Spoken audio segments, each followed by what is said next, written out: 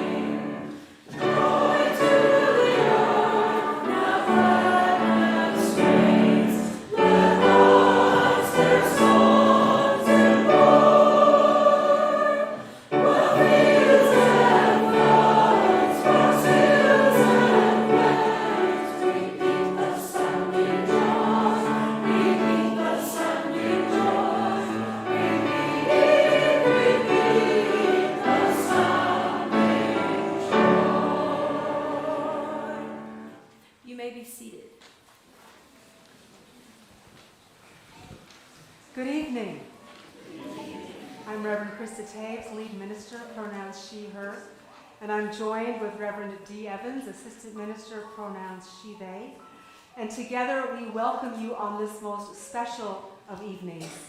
In the name of that great universal incarnate power that some call God, in the name of the source of life in which all things live and breathe and have their meaning, we welcome you and yours into this beloved community of faith, hope, and love.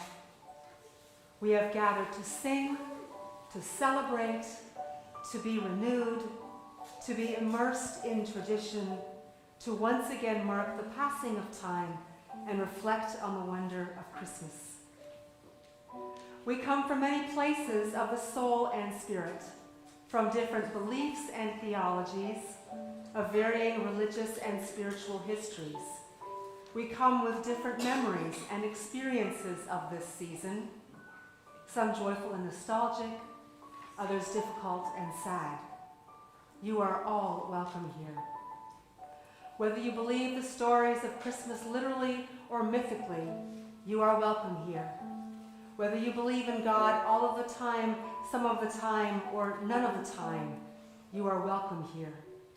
Whether you have a deep personal relationship with God or find another way of experiencing and naming the mystery and universal wonder of life, you are welcome here.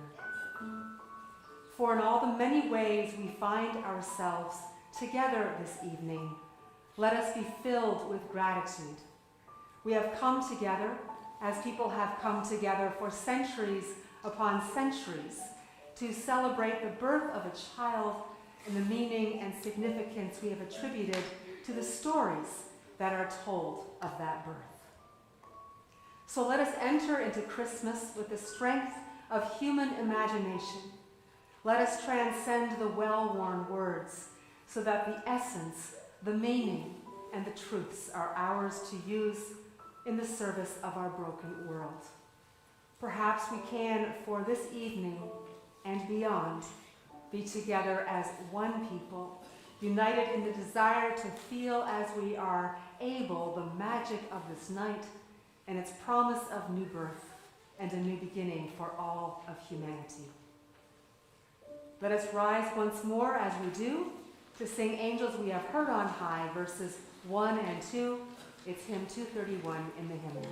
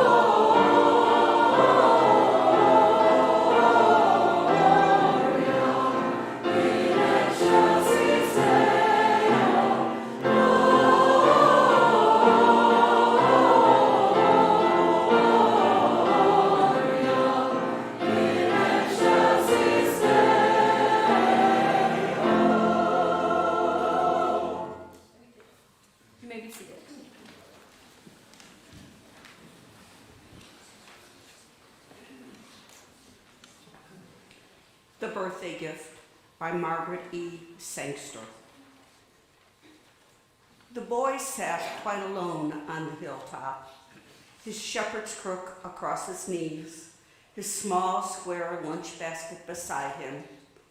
He made an odd, distorted shadow in the white light of the moon, even for the fringed shawl that his mother had woven from the lamb's wool could not hide the hump that lay, a burden much too heavy for so young a lad to bear, between his shoulders. Far below him were the sheep. The boy, however, was not watching the flock. His head was thrown back and his eyes fixed on the sky. Perhaps it will happen again, he was thinking. Perhaps, though a third of a century has gone by, perhaps I shall see the great star and hear the angel voices as my father did. The moon, riding high in the heavens, went under a blanket of cloud. For a moment, the world was dark. The boy sighed and lowered his eyes. It is an omen, he breathed. Though it is the time of the anniversary, there will be no star this night, neither will the angels sing. The time of anniversary. How often the boy had listened to the story of the miracle that had taken place so long ago. The boy's father had been the youngest of the shepherds on that glorious occasion when an angel anthem sounded across the sky and a star shone above the tranquil town of Bethlehem. The boy's father had followed the star, and with the other shepherds he had come to the stable of the inn. Crowding through the narrow doorway, he had seen a woman with a baby in her arms. But the father's boy had told the story so many times that he knew it word for word. She was no ordinary woman. There was something in her face that made one think of a lighted candle. And there was a tenderness in her smile that the very cattle felt, for they drew close to her and seemed to kneel. And the baby, the boy always prompted his father here. What of the baby? The baby, said his father, was unlike other infants, as his mother was different from other women. There was a sense of wisdom, on his brow, and his tiny curled hand seemed powerful.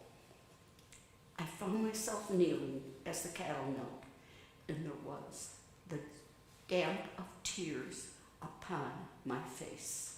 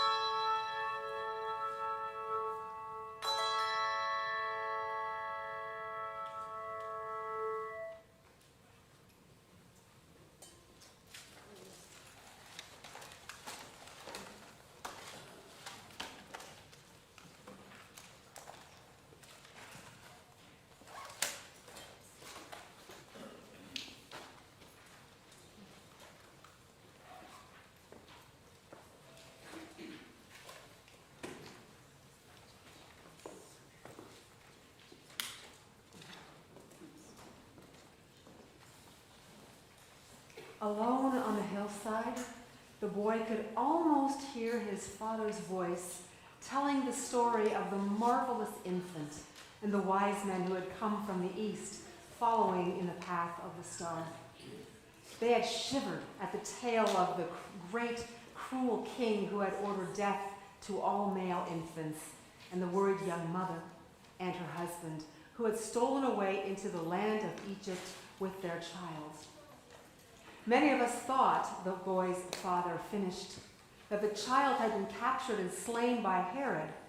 A few years ago, we heard that this same youth, grown older, had organized a group of disciples and that with them he was journeying from place to place, preaching and teaching and aiding the needy, and he championed the cause of the common people.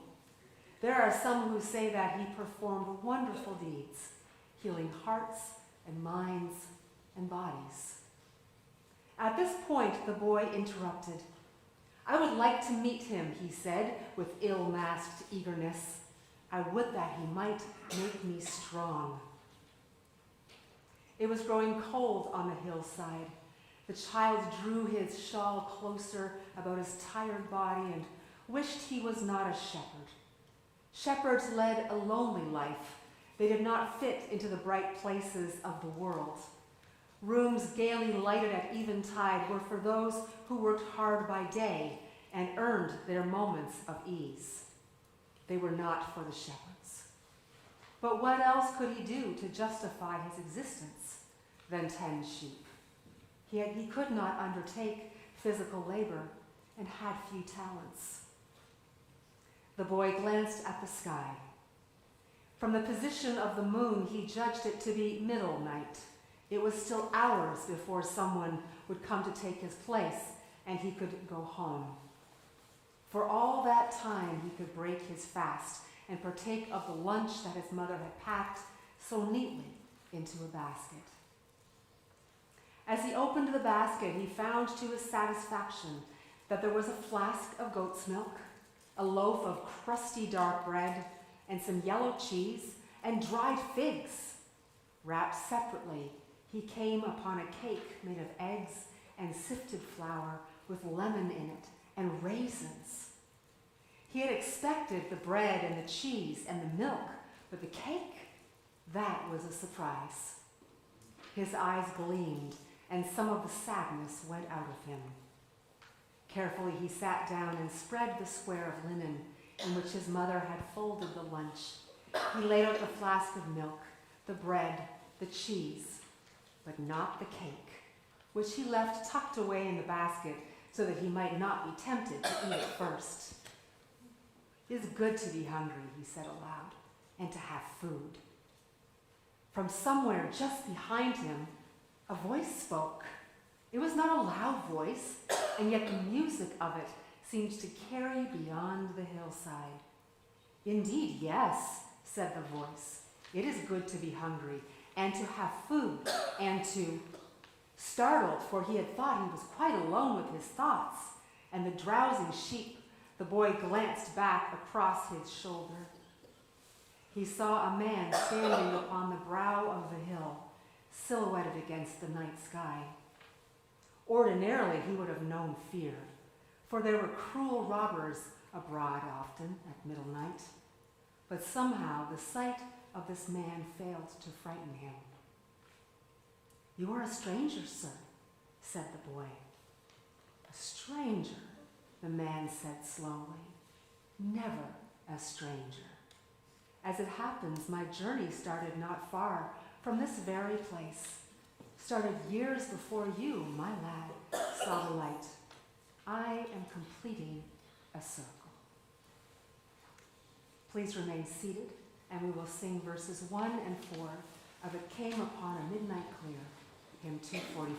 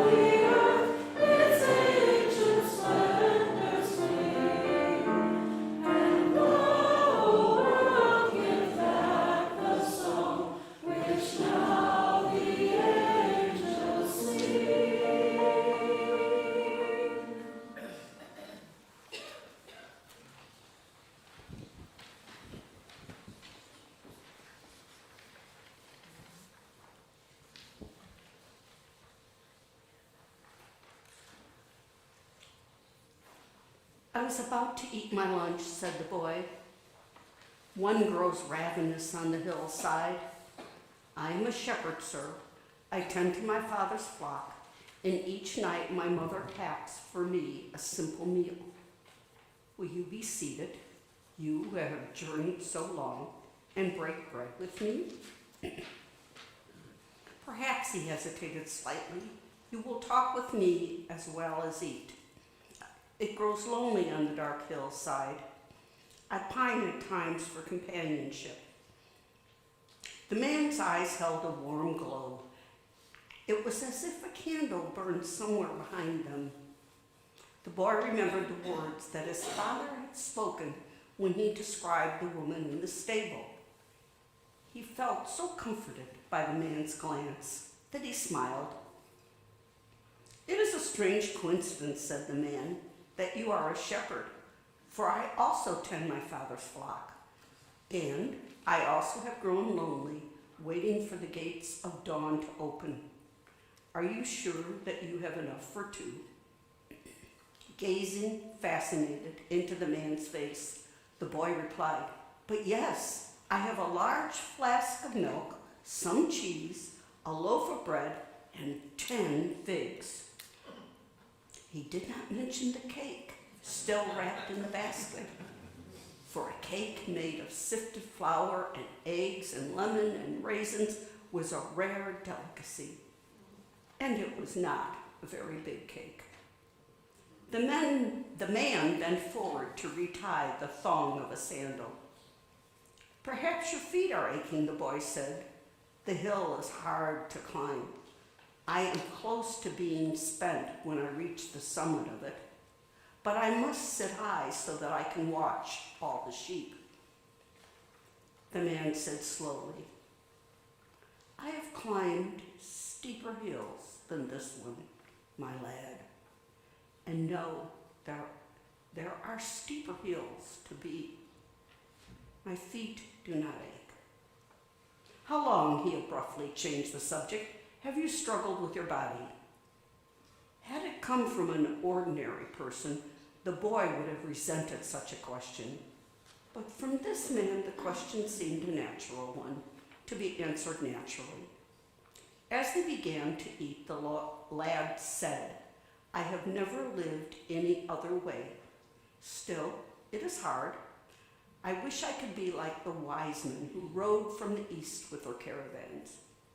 The man interrupted. What do you know of the wise men? How does it happen that you should mention them to me on this night?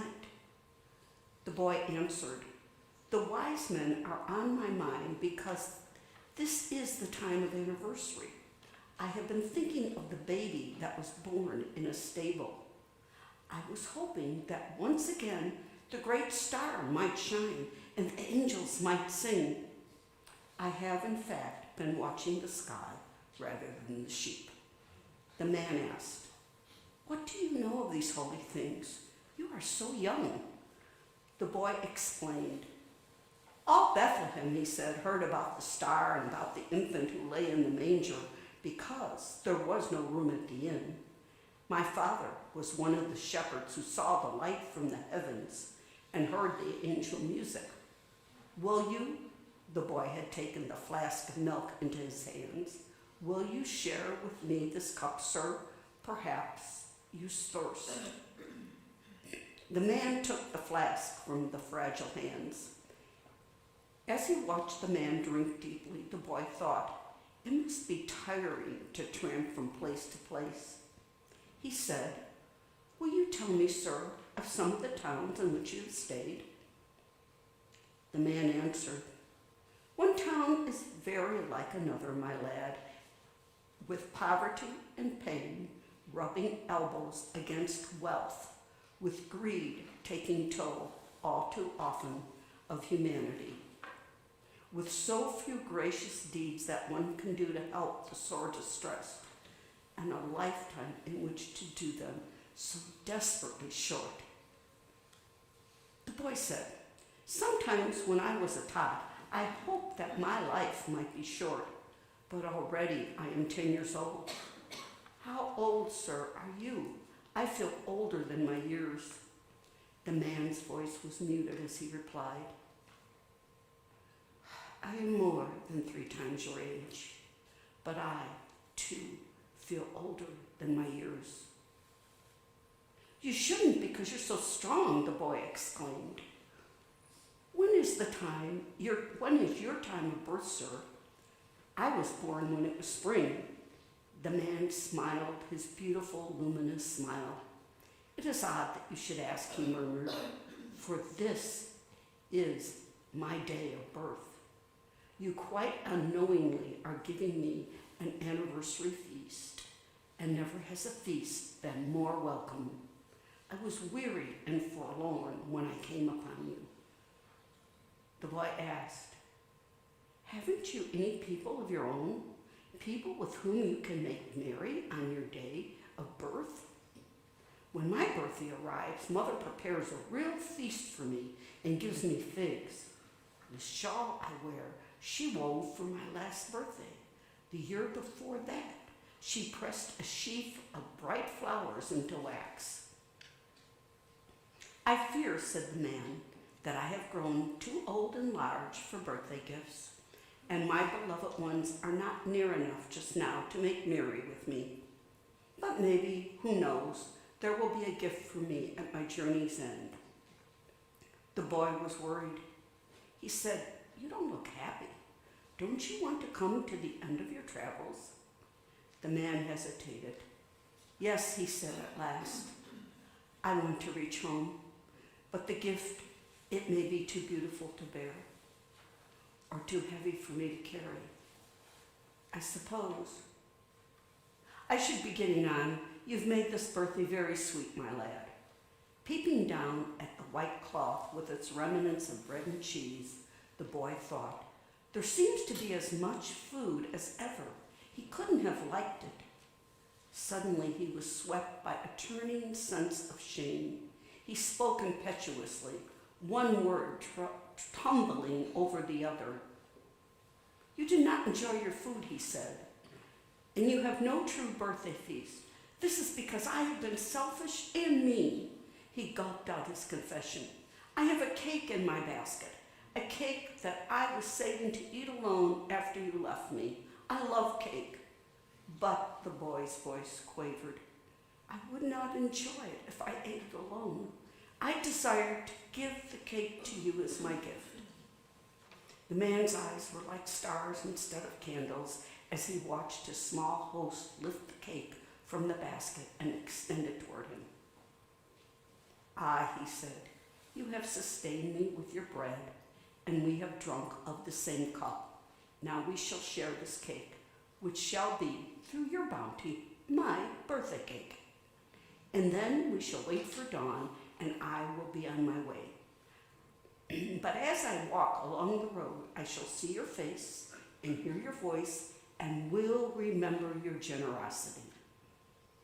Gravely, as if he was handling something infinitely precious, the man took the cake into his fingers. Carefully, he divided it so that the two sections were equal.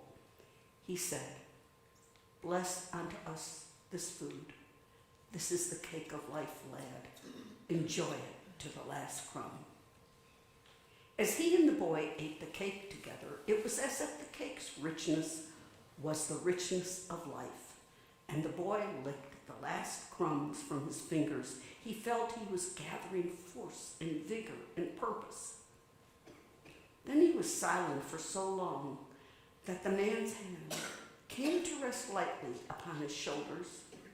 There was something in the touch that made tears hang on his lashes. Do not leave me, he cried. We could be such friends. Come with me and dwell with my family here in Bethlehem. My mother will bake many cakes for you, and my father will share with you of his plenty. And you may have my bed and my wax flowers and even this fringed shawl I wear. Bowing his head in his hands, covering his misted eyes, the boy was aware of the man's fingers traveling up from his shoulder until they touched his hair. But now he couldn't speak, for a pulse drummed in his throat, and a strange rhythm was hammering in his ears. When he raised his head, finally, the man was gone, and the hillside was empty, save for the shadows that were the sheep. The boy sobbed once, sharply, with a sense of loss. He struggled to his feet, only he didn't have to struggle, for really there was a curious light about his shoulders.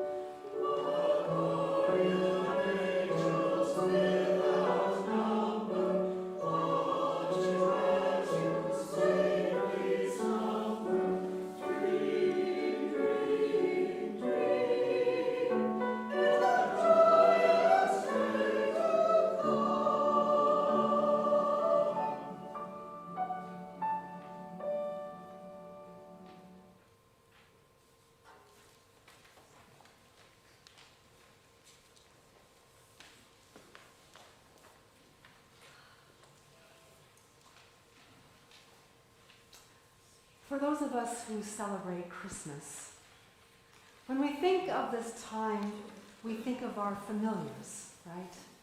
We think of our chosen family or our born family, dear friends, those with whom we gather.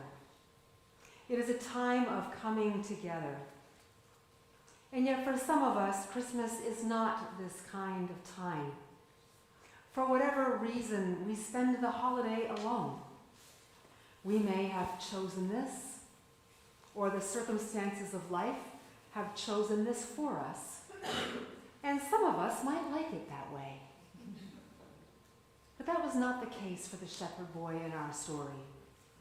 On this most special of evenings, filled with a story that he had heard many, many times from his father, he found himself alone in the hills, tending his sheep, hoping that perhaps this year the Star of Bethlehem would shine for him, and perhaps this year angels would come bidding him to a manger with a child who had eyes that shone like candlelight. And perhaps this year he might be freed from the way his body had shaped what was possible for him. That did not happen.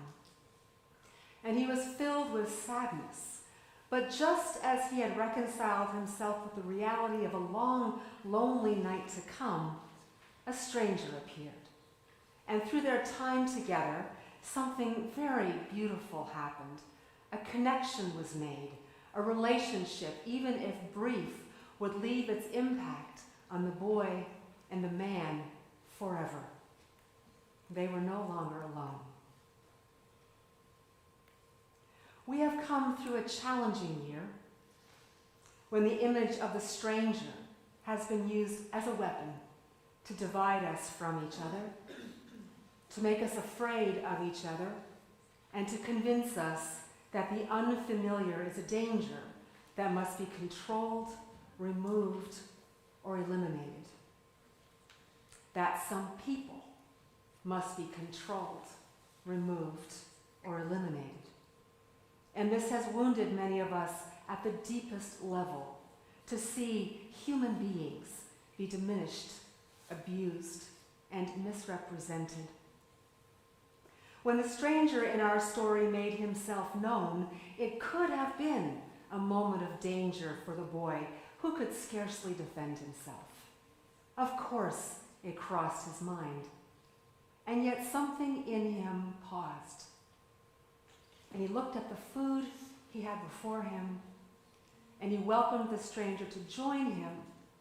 And we learn that this stranger, too, is separated from his family on Christmas Eve. And now neither of them are alone. In fact, the Christmas story is filled with strangers who meet each other and have some purpose to fulfill. The innkeeper welcomed an estranged couple. The animals welcomed a baby into their stable. The angels invited the shepherds to witness the child. The three wise people traveled 1,000 miles because of the light of a star to give precious gifts to the child. All strangers, all finding themselves together in a story that has now been told over and over again for centuries upon centuries. And that story is still before us today, in this time, when to be labeled a stranger is to become very vulnerable, always wondering who will see you for who you are, who will see your humanity, who will see your heart, your mind, and your spirit.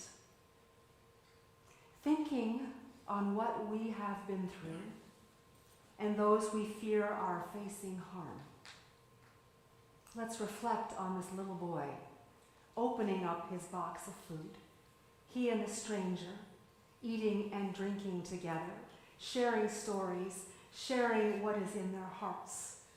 They listen deeply to each other, no longer strangers, no longer feeling alone. The boy feels more alive than he has in a very long time. And when the man rose to leave, he decided to drop his last defense and offer his guest the precious cake that he was saving for himself.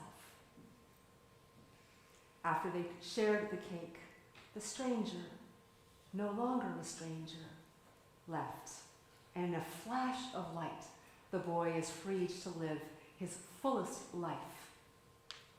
And so my question for us this Christmas Eve is, what will make us pause when we meet one who is strange to us? Will we succumb to the fear?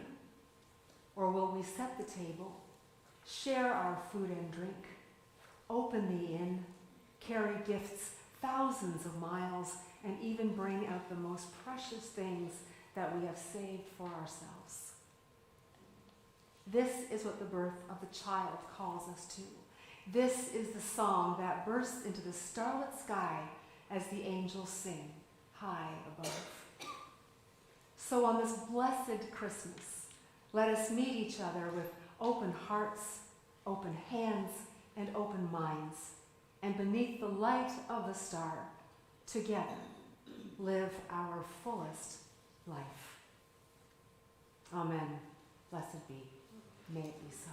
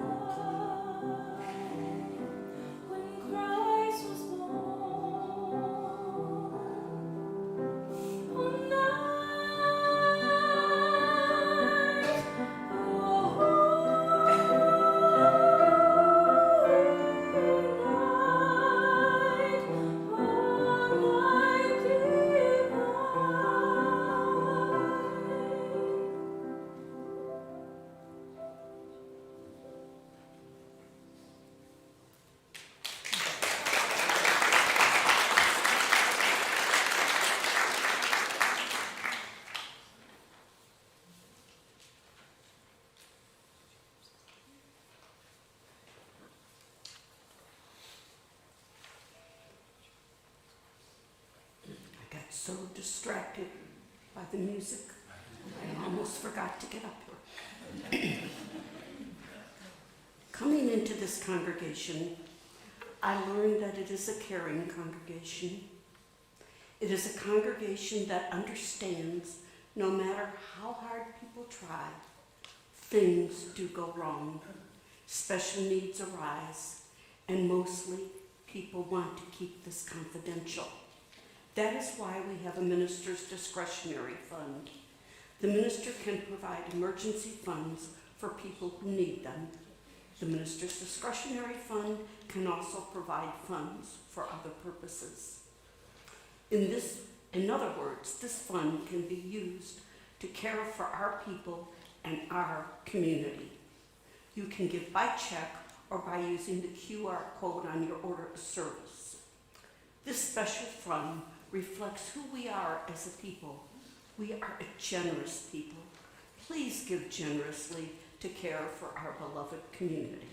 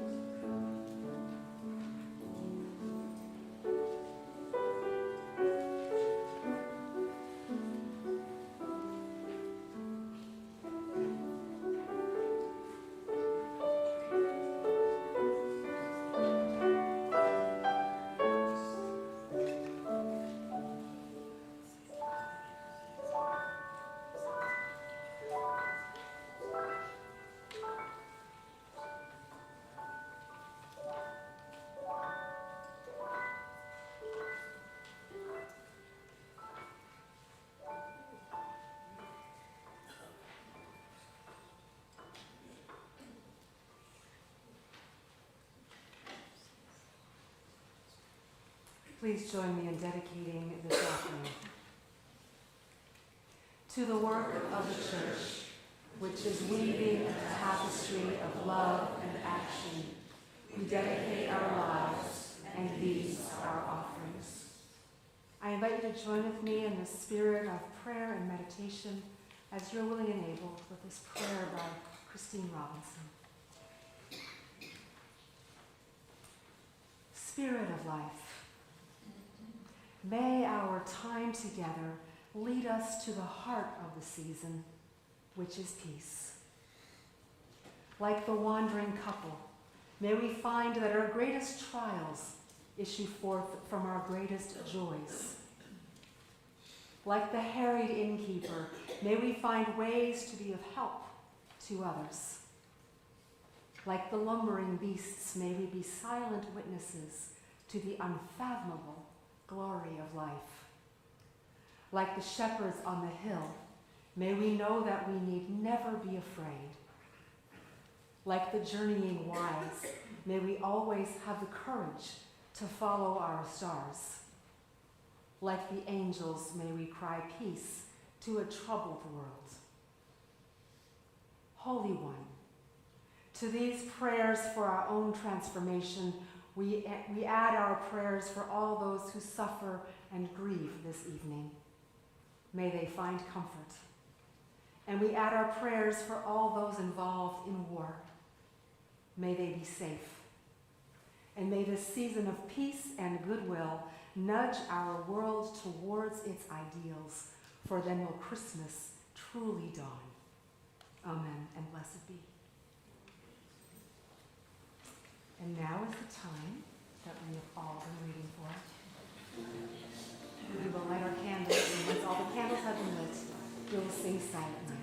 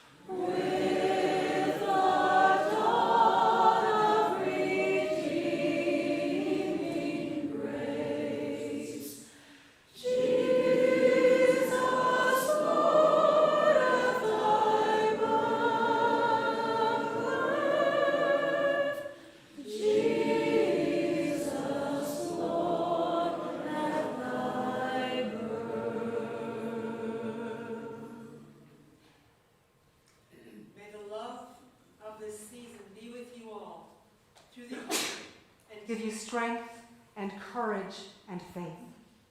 May the peace of this season be ever in you and bring you comfort and hope. May the light of this season shine in your heart and bring you happiness and laughter.